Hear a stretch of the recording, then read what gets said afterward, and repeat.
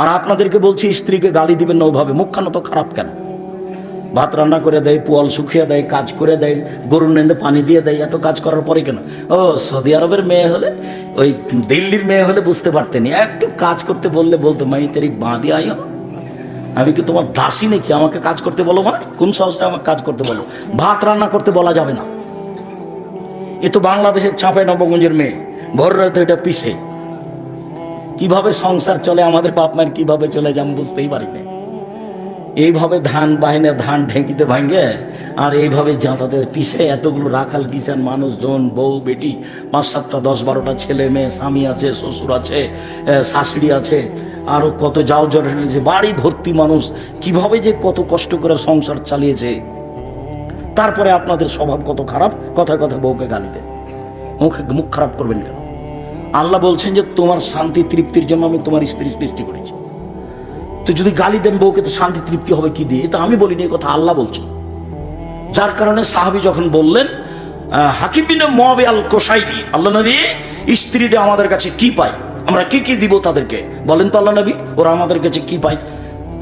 এক, ফাকসুহা মাক্তাসাইতা, যে মানের কাপড় পরো সে মানের পরাবা, আতেমা মাতায় এমতা, যে মানের খাদ্য খাও সে মানের খাওয়াবা। খাওয়া কাপড় পরা থেকে শুরু, কাপড়ের জিম্মেদারি আপনাকে দিতে হবে। ও যদি অভিমান করে তাহলে তার খারাপ, অভিমান করলে শয়তান সুযোগ পাবে। অভিমান কি জিনিস?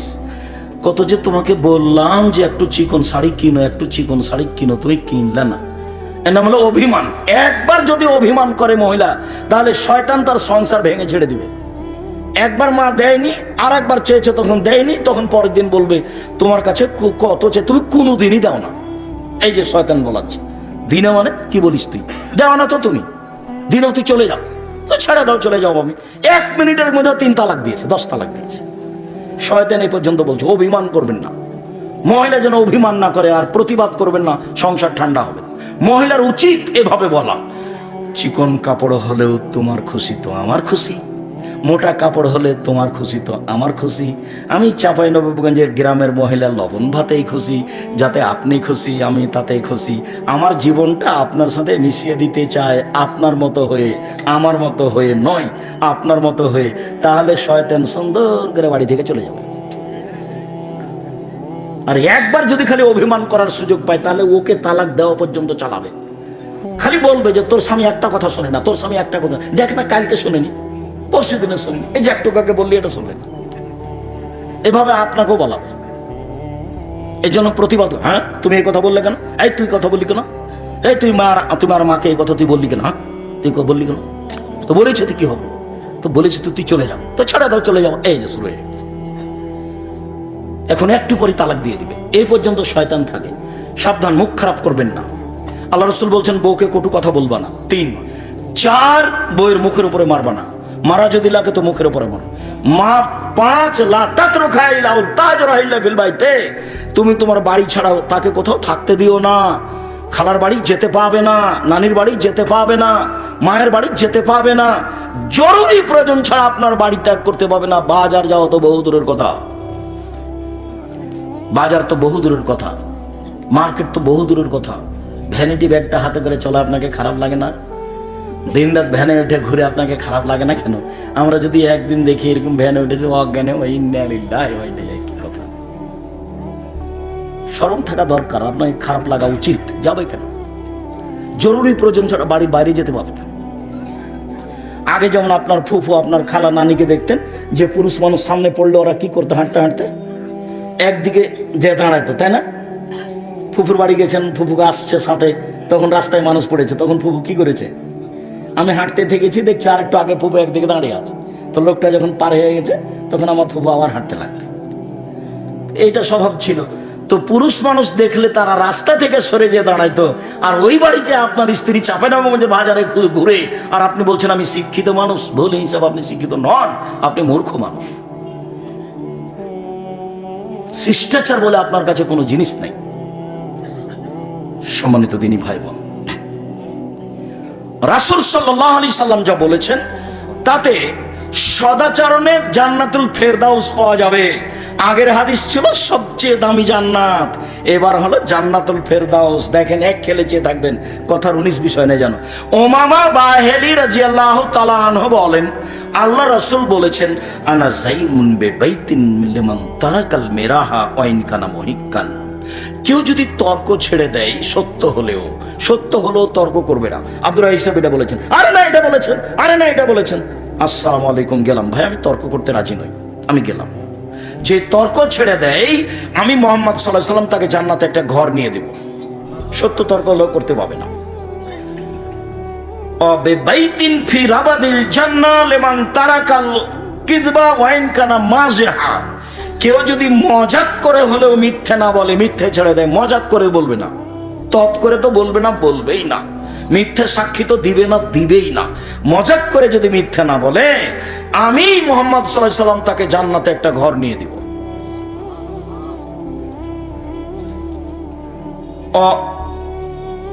ওমান হাসানা খলকাহু আলাল জান্নাত লিমান হাসানা খলকাহু।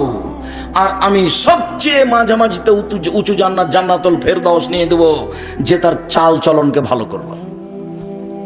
যদি না বুঝাতে পারি, আমি ব্যর্থ, আপনাকে আমি বুঝাতে পারলাম না।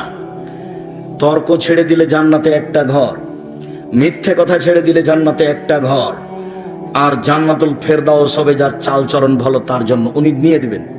মুহাম্মদ সাল্লাল্লাহু আলাইহি ওয়াসাল্লাম আপনাকে নিয়ে দিবেন, উনি জিম্মেদার। যার চাল চলন ভালো তাকে আল্লাহর নবী কি নিয়ে দিবেন?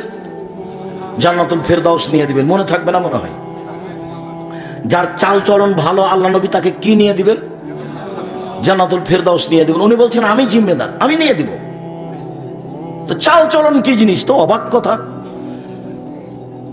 চাল চলন ভালো আচরণ দিয়ে দুইটা বড় বড় নেকির, ইবাদতের নেকি হবে, দুইটা বড় বড় ইবাদত তার নেকি হবে। আয়েশা রাদিয়াল্লাহু তাআলা আনহা বলেন, আল্লাহর নবী বলেছেন, ইন্নামাল মুমিন ইয়াজাদু বিহুসনি খুলুকিহি দারাজাতা সাইমুল কায়েম। মানুষ ভালো চাল চলন আচরণ দিয়ে রাতে তাহাজ্জুদ পড়ে যত নেকি হয়, ভালো চাল চলনে তত নেকি হয়। নিয়মিত সিয়াম রোজা থেকে যত নেকি হয়, ভালো চাল চলনে তত নেকি হয়। মনে থাকবে? ভালো চাল চলনে 1, নিয়মিত তাহাজ্জুদ। ভালো চাল চলনে 2, নিয়মিত রোজা, নফল সিয়াম। মনে থাকবে না মনে হয়? মনে থাকবে না? তুমি তো ভুল বুঝেছো। সাপ্তাহিক 2টা বললে হবে না, সবটাই বলতে হবে। যদি সবটাই মনে করে থাকো তাহলে ঠিক আছে। নিয়মিত নফল সিয়াম মানে সপ্তাহে 2টা, ওই হিসাবে ঠিক আছে। নিয়মিত নফল সিয়াম দিয়ে জানে কি হয়, ভালো চাল চলনে তাই নাকি হয় 1। 2, নিয়মিত তাহাজ্জুদ পড়ে জানে কি হয়, ভালো চাল চলনে তাই নাকি।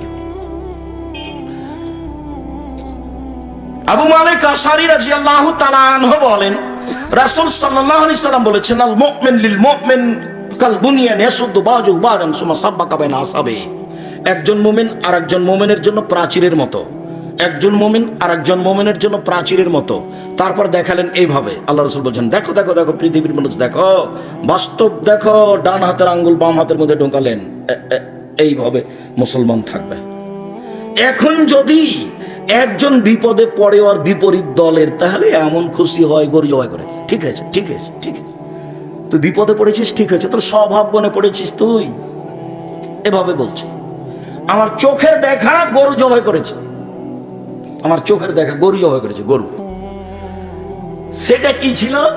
বিপরীত দলের লোক পরীক্ষায় ফেল করেছে, যে ছেলে খুব মাতাব্বরি করতো ও পরীক্ষায় ফেল করেছে, তখন এই গরু জবাই করেছে খুশিতে। আর এখন তো আপনারা দেখতে পাচ্ছেন নেটে, এমন হুজুর বলছে, একবার ধুয়ে ছেড়ে দিছে, বাচ্চা টাচ্চা করে কি যে বলছে, তার মনে হচ্ছে বুদ্ধি কমে গেছে না কি, আল্লাহ ভালো জানে। আলেম ওলামা মানুষ যেসব আলেম ওলামা আর একজনের বদনাম করে, তখন সে আলেম, এটা আমার কাছে ধরা পড়ে না। আমার মনে হয় আমি যেভাবে বুঝি তাতেও আলেম নয়। তো বদনাম না করে তো বাঁচা যায়। আমি 90 সাল থেকে মাঠে আছি, 90 সাল থেকে এখন পর্যন্ত আমি কোনোদিন কারোর বিরুদ্ধে একটা বাক্য বলিনি। আমি কোনোদিন মাযহাবের নাম নিনি। আমি সরকারের পাতায় পড়িনি, জীবনে কোনোদিন নিনি। আছি তো ভালোভাবে আছি আলহামদুলিল্লাহ। আপনার বিরুদ্ধে কথা বলার আমার প্রয়োজন হয় না, আমি পিছন দিকে তাকিয়ে দেখি না কে আছে। ও যদি আমাকে লুটে ধুয়ে খেয়ে নেয় তবে আমি কিছু বলবো না, বরং ও যদি গালি দিতে দিতে থেমে যায় তো আমি আবার পাল্টা রিং দিয়ে বলি, ভাইজান গালি মনে হয় শেষ হয়নি, টাকা মনে হয় শেষ হয়ে গেছে। তো যদি আপনার কিছু থাকে তাহলে বলে নেন। অনেকদিন আমি এভাবে পাল্টা রিং দিয়ে বলেছি, আর গালি শুরু করেছে মানে মা বোনকে দিয়ে শুরু করেছি। তারপরে আমি বলেছি, ভাইজান আর কি কিছু বলার ছিল, মনে হয় টাকা শেষ হয়ে গেছে, কথা মনে হয় বাকি ছিল, বলে নেন। পাল্টা তাকে কিছু বলার আমি প্রয়োজন মনে করিনি। এরকম পরিবেশ আল্লাহ আমাকে দেয়নি, ওটা আমি ভাবিনি। আর আমি জীবনে যা করছি তা আমি ভেবে চিন্তে করিনি, কোনো পরামর্শ বৈঠক করে করিনি। যা করি সব এমনিতেই আসে। আমি কোনোদিন কারো বক্তব্য শুনতে যাইনি, কে কি বলে এটা হিসাব করতে পারি না। আমি মোবাইলে অন হলে রিং হলে অন করতে পারি, আপনার নাম আমি সেভ করতে পারি না। আমি তো বড় মোবাইল চালাতে পারি না। কে আমাকে গালি দিল, ধুয়ে ছেড়ে দিল, সেটা আমি দেখিও না। ওই পাতাই পড়ি না, ওই পাতা আমি একবার ছিঁড়ে টুকরা টুকরা করে দিয়েছি, ওটা দেখি না। সম্মানিত দিনী ভাই বোন, বলছিলাম রাসূল সাল্লাল্লাহু আলাইহি ওয়াসাল্লাম বলছেন সব মুসলমান এইভাবে। তাহলে দল করে পার্টি করে আর একজনের বদনাম করে গিবাত করে জেলে দিয়ে কি করলেন আপনি? আল্লাহ রাসূল বলছেন আল মুমিন লিল মুমিন কারাজুলিন ওয়াহিদ ইনিস্তাকা আইনু ইস্তাকা কুল্লু ইনিস্তাকা রাসু ইস্তাকা কুল্লু। সারা পৃথিবীর মুসলিম পুরুষ নারী একজন, সারা পৃথিবীর মুসলিম পুরুষ নারী একজন। যদি চোখ ব্যথা করে সারা শরীরে ব্যথা বুঝি, আমি ব্যথিত হলে আপনাকে ব্যথিত হতে হবে, তার নামে একজন। মাথায় ব্যথা হলে সম্পূর্ণ শরীরে ব্যথা বুঝতে পারি, পড়লে আপনিও সে বিপদ ভোগ করবেন, তার নাম একজন। রাতে বাড়িতে দুর্ঘটনা, তাড়াহুড়া করে উঠে আসতে হবে। ভাইজান কি খবর, কি হয়েছে, মেয়ের অসুবিধা নাকি, অ্যাম্বুলেন্স ডাকবো? ভাই কি করতে পারি বলেন, আপনার আমি কি করতে পারি বলেন আমাকে, আমি কোথায় যাব, কোন ডাক্তার ডাকতে যাবো আপনি বলবেন, কারণ আপনি প্রতিবেশী। আপনি বলছেন ঠিক আছে ঠিক আছে, মর মর মর। তো আপনার ইমানটা কখন চলে গেছে? তো সহজ নয়, নরম আচরণ হতে হবে। সদাচরণ কাকে বলে? সদাচরণ কি জিনিস? সদাচরণের নেকি সবচেয়ে ভারী কেন? আলোচনার শেষের দিকে আসছি। আবু হুরায়রা রাদিয়াল্লাহু তাআলা আনহু বলেন রাসূল সাল্লাল্লাহু আলাইহি সাল্লাম বলেছেন আর রাহিমুশ শুহরাতুন মিনার রহমান, সদাচরণ রহমান থেকে বের হয়েছে মানে দয়া। সদাচরণ রহমান থেকে বের হয়েছে মানে দয়া। রহমান বলেন এই মানুষ শোনো, মান ওয়াসালাকে ওয়াসালতুহু, এই সদাচরণ শোনো, মান ওয়াসালাকে ওয়াসালতুহু মান কাতাকে কাতাতুহু। সদাচরণ তোমাকে যে নিবে আমি আল্লাহ তাকে নিব, সদাচরণ তোমাকে যে ছেড়ে দিবে আমি আল্লাহ তাকে ছেড়ে দিব। সদাচরণ নেই যার, আল্লাহ নেই তার। সদাচরণ আছে যার, আল্লাহ আছে তার। সদাচরণ নেই যার, আল্লাহ নেই তারও কিভাবে খেতে পায়? এই হিন্দু যেভাবে পায়, কিভাবে বাঁচে, ইহুদি যেভাবে বাঁচে, কিভাবে দাপট দেখায়, খ্রিস্টান যেভাবে দেখায়। কথা বুঝতে পারেননি? ওর তো আল্লাহ নাই, কথা আমি বলিনি, হাদিস তো বোখারি মুসলিম, সব হাদিস গড়ানে বোখারি মুসলিম। আয়েশা রাদিয়াল্লাহু তাআলা আনহা বলেন যার রাহিমু মুআল্লাকাতুন বিলাস, সদাচরণ আল্লাহর আরশ ধরে ঝুলন্ত। সদাচরণ, এটা সদাচরণ। এই সদাচরণ চালচলন বলছে এভাবে, আমি সদাচরণ বলছি পৃথিবীর মানুষ শোনো, মান ওয়াসালানি ওয়াসালাহুল্লাহ, যে আমাকে নিবে আল্লাহ তাকে নিবে। ওমান কাতানি কাতাহুল্লাহ, যে আমাকে ছেড়ে দিবে আল্লাহ তাকে ছেড়ে দিবে। হাদিস তো বুখারী মুসলিম। জায়ের সাথে ঝগড়া করে হবে, ননদের সাথে ঝগড়া করে হবে, তো বিষ্ণু মুখিয়া থাকেন কেন? কেন থাকবেন? মুখখান খুলে থাকতে পারেন, আনন্দে থাকতে পারেন। সারাদিনে 100 বার বলবেন শাশুড়িকে আম্মা, আম্মা কি বলছেন কি বলেন। শাশুড়ি খালি গালি দিচ্ছে, তোর মুখ দেখতে চায় না, সর এখান থেকে সর। তারপর আপনি এসে বলবেন আম্মা কিছু বলছিলেন, আম্মা কি লাগবে, 1000 বার আম্মা বলেন, তাতে কি আছে? আর শাশুড়ির উচিত আম্মু খালেদা এটা কর। আমি যখন বারবার আম্মু বলেছি তখন আমার মা বলছে, আমার মা মারা গেছেন, আল্লাহুম্মা মাগফির লাহু। আমার মা বলছেন তুই যেভাবে বলছিস বউয়েরা বেড়ে যাবে। যে বউয়েরা বেড়ে যাবে কেন মা? শাশুড়ি বৌমাকে একটু বলুক না সারাদিনে 40 বার, মা খালেদা আম্মু এটা বিছানাটা ঠিক করো তো, আম্মু খালেদা ঘরটা ঝাড় দাও তো, আম্মু ঝাড়ু দাও ভালো করে। আচ্ছা সারাদিনে শাশুড়ি বৌমাকে মা বলুক না, দেখি কি হয় সন্ধ্যায় গিয়ে। তো এখন শাশুড়ি অত গালি দিলে হবে? একটু ঠান্ডা হতে হবে। ঠান্ডা হোক আর না হোক, আপনি বৌমা বাড়িতে সবসময় ফুর্তি থাকবেন, দৌড়িয়ে যাবেন। খালেদা একবারে কথা শেষ হলে উপস্থিত। কি আম্মা কি বলছিলেন? খালেদা কথা শেষই হয়নি, শ্বশুরে ডাকছে, আব্বু কি বলছিলেন, কি লাগবে, এক গ্লাস পানি লাগবে?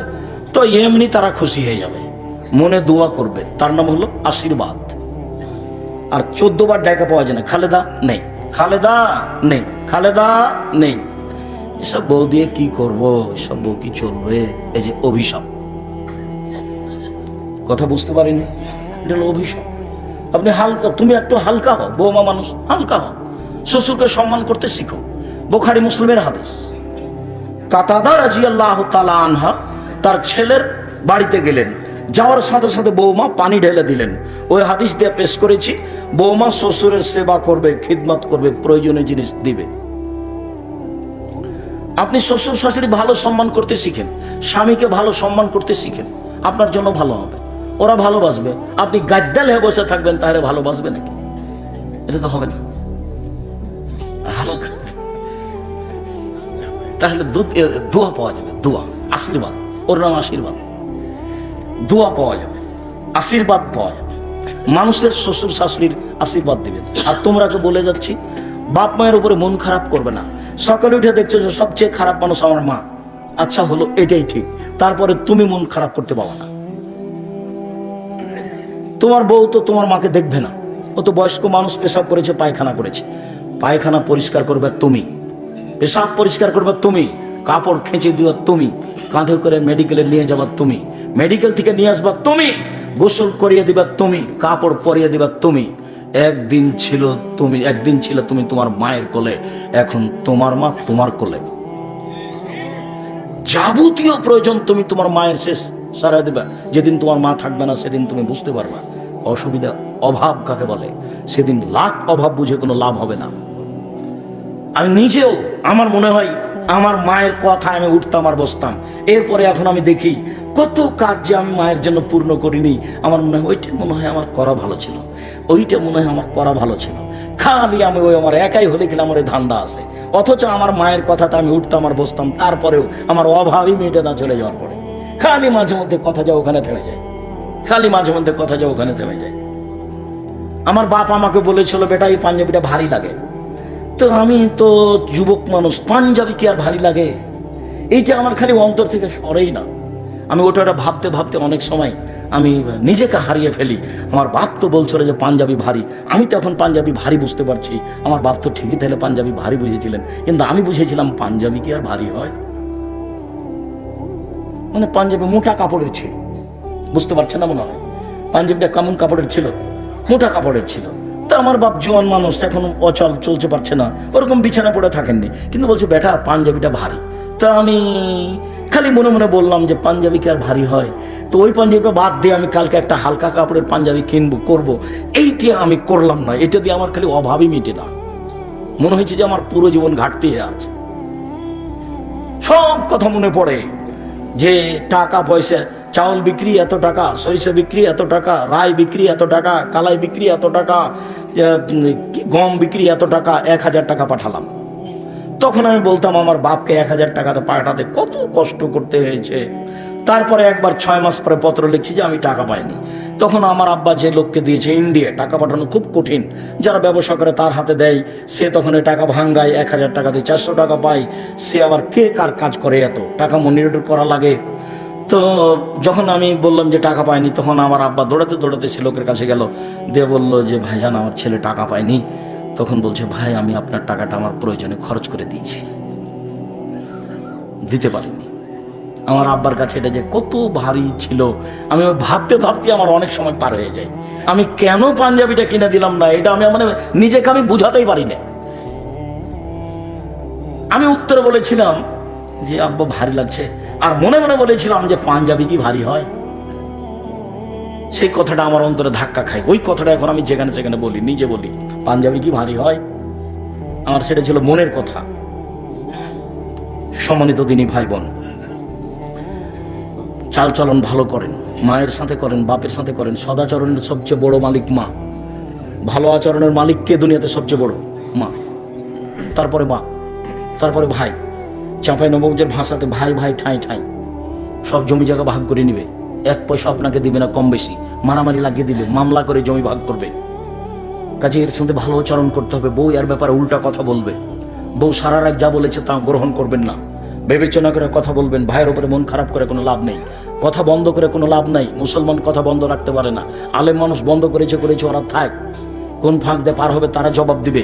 আপনি কখনো কথা বন্ধ করবেন না। আগামীকাল সন্ধ্যা হতে হতে কথা চালু করতে হবে, ভাইয়ের সাথে, বোনের সাথে, বাপের সাথে, মায়ের সাথে। রাগকে মাটিতে পুঁতে দিতে হবে। রাগ বলে কোনো জিনিসই নাই। চাঁপাইনবাবগঞ্জের ভাষাতে রাগের মুখে পেশাব করে দেন। রাগ বলে কোনো জিনিসই নাই। যেমন ভাবে বলেছি যে থোবড়া শব্দের মুখে পেশাব করে দিতে হবে, থোবড়া নাই। 20 বছর পরে চাঁপাইনবাবগঞ্জের লোকজন বলে, কেউ যদি বলে থোবড়া, তো আরেকজন বলবে থোবড়া কি জিনিস গো, এটা যেন বলে। এমনভাবে ভুলে যেতে হবে ডুলি বিবি, এমনভাবে ডুলি বিবি ভুলে যেতে হবে যে 20 বছর পরে কেউ যদি বলে ডুলি বিবি, তার একজন বলবে ডুলি বিবি কি জিনিস গো, ডুলি বিবি শব্দ তো আমরা কোনোদিন শুনিনি। এমনভাবে ভুলে যেতে হবে। থোবড়া, ঢুলি বিবি এর কোনো জিনিস নাই এগুলো। আমাটা ব্যবহার ক্ষীর কাছে বরন্ত একবার এইসব জিনিসের মুখে পেশাব করে দিতে হবে। এই জিনিসই নাই। এগুলো সমাজকে ধ্বংস করা, মানুষের মধ্যে ভ্রাতৃত্বভাব মিটিয়ে দেওয়া, না রাখা, এগুলো সব মাধ্যম। সম্মানিত দিনী ভাই বোন, সকল দিনী ভাই বোনের কল্যাণ কামনা করে বিশেষভাবে আন্তরিকভাবে অনুরোধ জানিয়ে 5 ওয়াক্ত সালাত আদায় করবেন। আপনি হালাল রুজি উপার্জন করবেন, কোরআন মাজিদ তেলাওয়াতে অভ্যাসী হবেন, আড্ডা পিটবেন না। সাথে সাথে আজকের আলোচনা যেটা বললাম সদাচরণের উপরে, সম্ভবপর মানুষ হিসেবে রাগকে দমন করে সদাচরণের চেষ্টা করবেন। আল্লাহ তুমি সর্বশক্তিমান, আমাদের এটা তৌফিক দান করো। আমরা যেন আজ থেকে মানুষের হাতে সচেতন করতে পারি। আল্লাহ আমাদের যারা মারা গেছে তুমি তাদের কবরের শাস্তি মাফ করো। আচ্ছা, কয়েকটা জিজ্ঞাসা। আমরা আলোচনার শেষে চলে এসেছি। ওখানে চেয়ার রেখে নামাজ পড়া কি সঠিক? পড়া যায়, তবে এক পাশে হতে হবে, কাতারটা মিল খায় না। চেয়ার তো আমরা পছন্দ করিনি, এখন নিরুপায় হয়ে বলছি। জি, সে আসলে আপনি শরীরের গতিতে পড়েন, এটা আমরা বলে এসেছি। এখন মনে মনে বলছি যে না করলেও মানুষ চালু রাখবে, তাই এভাবে থাকি আর কি।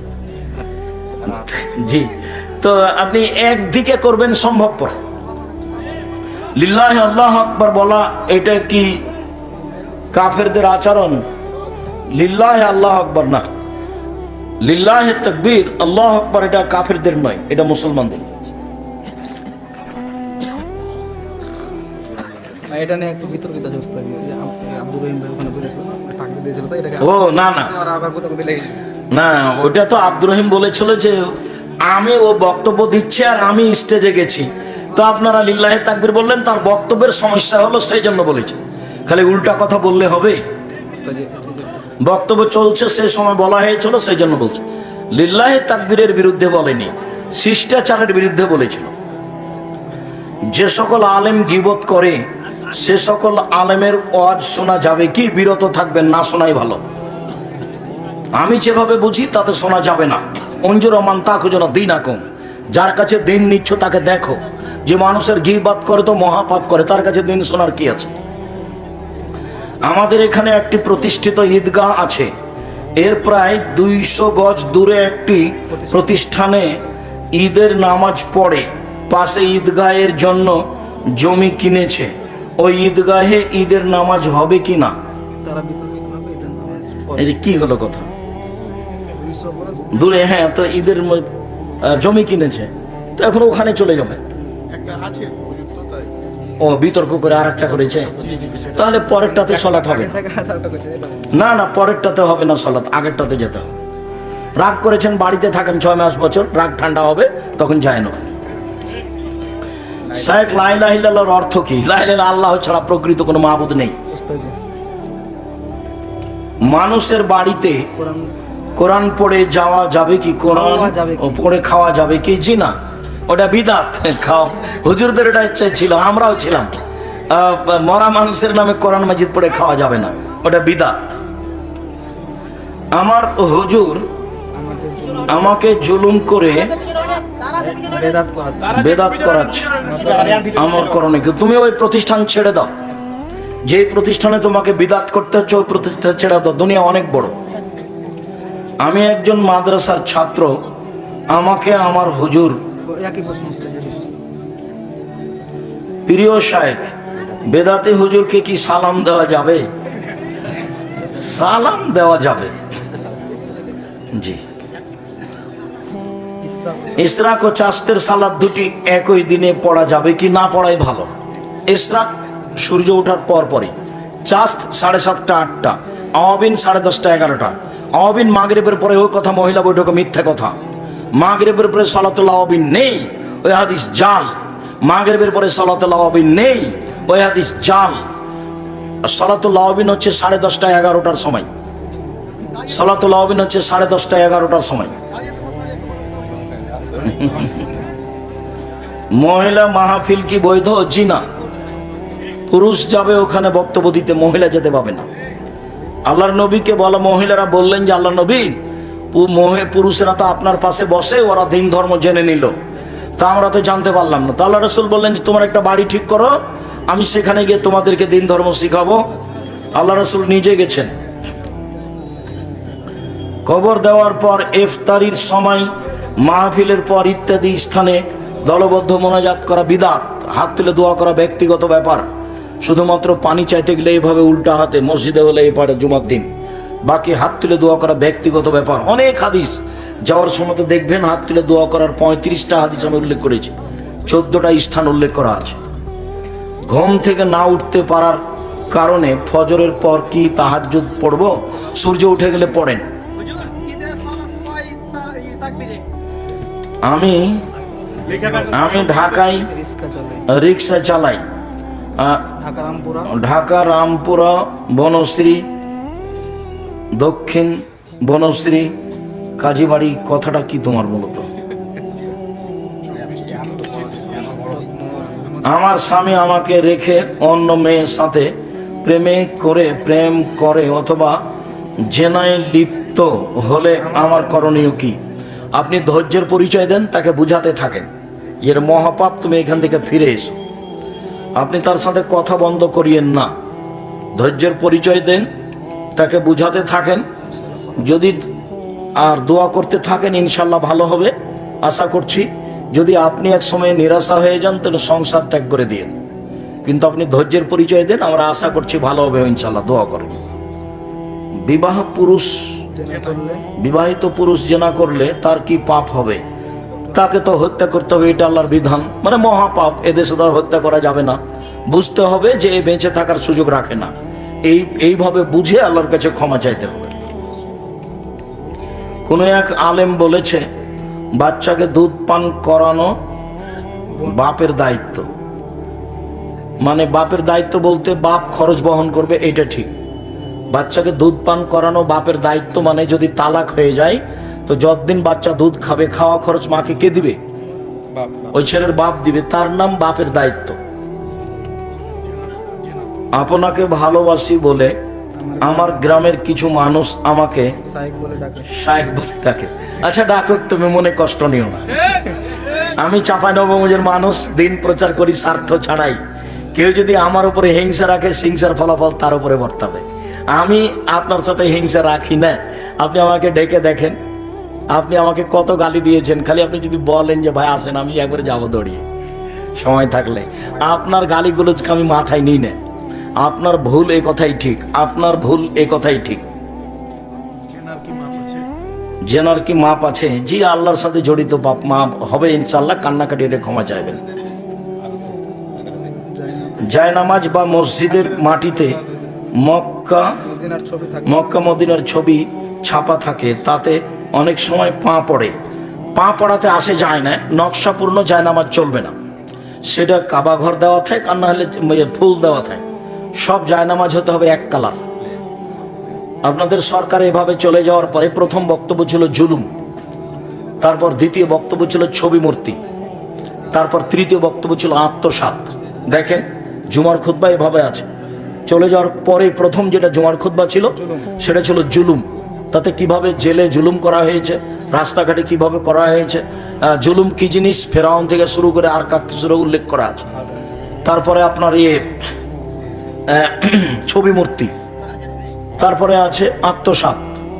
মানুষ উন্নয়নের নাম দিয়ে বিদেশ থেকে কোটি কোটি টাকা নিয়েছে, দেশকে খালি করেছে। কিসের উন্নয়ন? সব দেশ একে পঙ্গু হয়ে গেছে, টাকা পয়সা দিয়ে সব আত্মসাৎ করে খেয়েছে। আত্মসাৎ কি জিনিস তা বিস্তারিত বলা আছে। আমি মানুষ, আমি মানুষের বাড়ি কোরআন পড়তে যেতে চাই না, তবে আমার হুজুর যেন না পড়ায়। এইসব জায়গাতে বাচ্চা পড়াবেন না। খামাখা মানুষের বাড়িতে ভিক্ষে করতে পাঠাই, রাস্তায় দাঁড় করিয়ে রাখে। জামিয়া সালাফিয়ায় শিক্ষক রসিদ বই ব্যবহার করতে পারবে না। যদি জানা যায় যে শিক্ষক বাইরে কোনো জায়গাতে জামিয়া সালাফের রসিদ ব্যবহার করেছে, তাহলে তার জরিমানা হবে। ছেলেরা তো বহু দূরের কথা, শিক্ষক জানে না প্রতিষ্ঠান কিভাবে চলে। দেশের সবাই 5 টাকা 10 টাকা 5,000 10,000 দেয়, এইভাবে জামিয়া সালাফিয়া চলে। জামিয়া সালাফিয়া বৈদেশিক কোনো সংস্থা দিয়ে চলে না। জামিয়া সালাফিয়া কোনো ব্যক্তিগত ভিত্তশালী দিয়ে চলে না। জামিয়া সালাফিয়ার আমার অনুমানে প্রত্যেক দিন বিকালে 50,000 থেকে নিয়ে 1 লাখ টাকা বিল আছে কাজকর্মে, লেবার মিস্ত্রিতে। কত আছে স্যানিটারি মিস্ত্রি, কত টিন মিস্ত্রি, কত রাজমিস্ত্রি, কত কি মিস্ত্রি যা আছে, সব মিলে দেখা যাবে যে 50 থেকে লাখের মতো বিল আছে প্রত্যেক দিন বিকালে।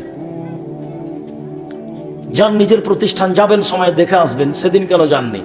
ওই যে কবে যেন সম্মেলন ছিল না, 7-8, আর ওই যে রূপগঞ্জে কখন?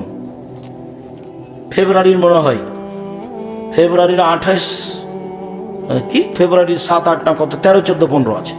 আপনি যাবেন ওখানে রূপগঞ্জ নারায়ণগঞ্জ, একদিক থেকে একদিক 9 পয়েন্ট কম 1 কিলোমিটার, বাণিজ্য মেলার পিছনে 21 নম্বর সেক্টরের সাথে লাগা।